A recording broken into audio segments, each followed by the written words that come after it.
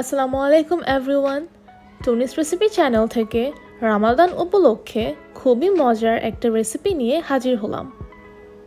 আশা করছি সারাদিনের রোজার পরে এই পুডিংটি খেতে আপনাদের কাছে অসাধারণ লাগবে। প্রথমেই আমরা কিছু ছোট সাইজের ফ্রেশ অরেঞ্জ নিয়ে নিলাম। তারপর আমরা এগুলোর খোসা ছাড়িয়ে নিব।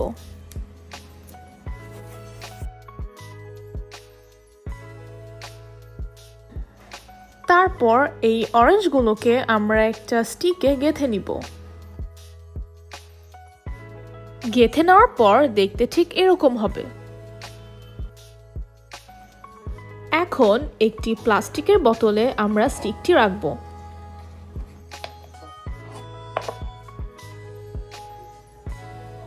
এই পর্যায়ে আমরা পরিমাণ মতন আগার আগার পাউডারগুলো গুলিয়ে নিব।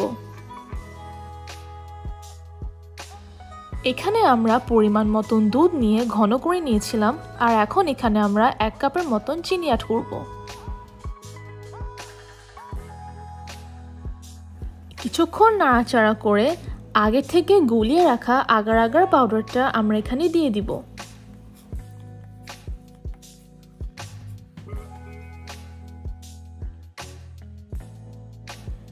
এইবার আরও কিছুক্ষণ নাড়াচাড়া করে লিকুইডটা ঠান্ডা হয়ে এলে আমরা এইভাবে বোতলের ভিতর আস্তে আস্তে দিয়ে দিব।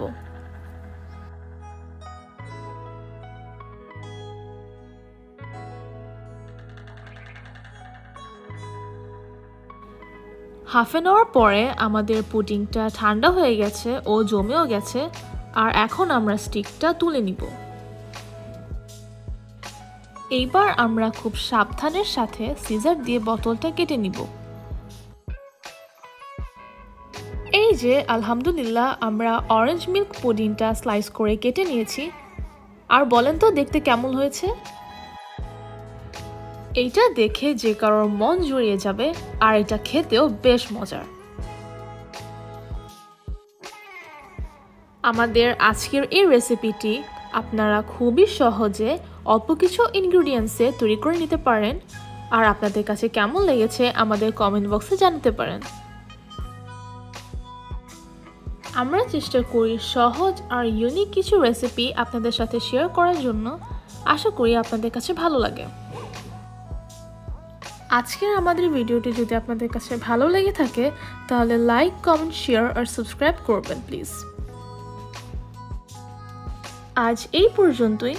নতুন কোনো রেসিপি দেখার আমন্ত্রণ জানিয়ে সবাই ভালো থাকবেন, সুস্থ থাকবেন আর টুনিস রেসিপি চ্যানেলের সঙ্গেই থাকবেন।